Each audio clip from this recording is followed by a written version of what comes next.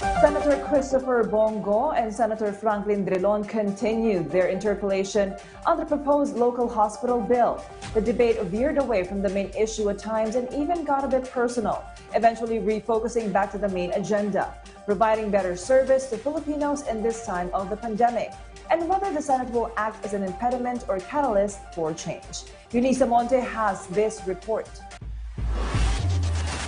Senate Health Committee Chairman Christopher Bongo and Senate Minority Leader Franklin Drilon faced each other again to defend the long-time issue of local hospital bills. Both came in full throttle since their debate last week with more information in hand. Simple po ang tanong ko. Hindi totoo sa Senator Go na dinilay ko ito, na pinapatagal ko itong mga bills na ito.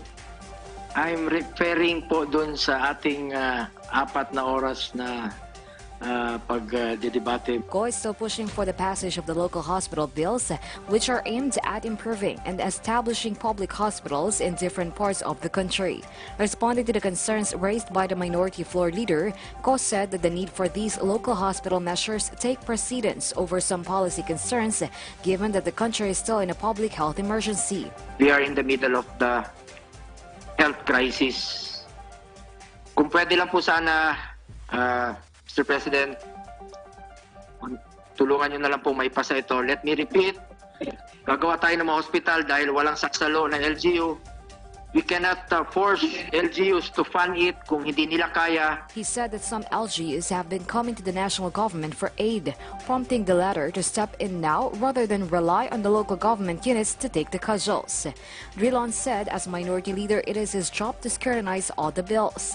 Mali naman siguro na yes sir, yes ma'am na lang ang ating sistema sa Senado. Tayo po ang mananagot sa taong bayan kung may maling batas na lumusot sa Kongreso. Drilon also questioned why several bills seeking expansion of 13 hospitals languished in the Committee on Health chaired by Go for over 15 months, all of which remain unfunded and inoperative due to the failure of the committee to report out measure when Congress crafted the 2021 national budget.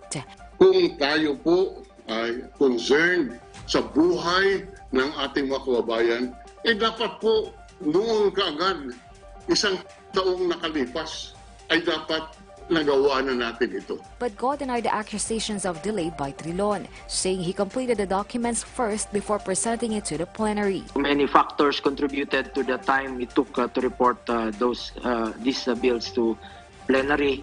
And also, Mr. President, last year we also Drilon proposed to tap underutilized funding resources such as the Miscellaneous Personal Benefit Fund and the Pension and Gratuity Fund because failure to identify the sources of funds runs the risk of these hospitals remaining unfunded and inoperative. Meanwhile, Go emphasized that while not an attorney like Drilon, he is just concerned with the welfare of the Filipino people, especially those among the poorest of the poor.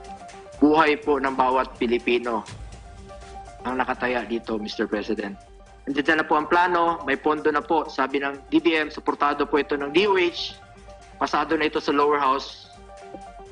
Sana po ay tulungan na lang po natin sila, Mr. President. We have been interpolating on these bills, not to impede their passage, but to settle policy questions. The veteran senator took exception to Go's insinuations last week that he allegedly derailed or delayed the passage of the various hospital bills, while Go, on the other hand, said we all should learn from this pandemic in order to prepare for the future. Kapag inuna mo po ang kapakanan ng iyong kapwa at minahal mo ang iyong kapwa Pilipino, hindi ka po magkakamali. Eunice Monte for The Nation.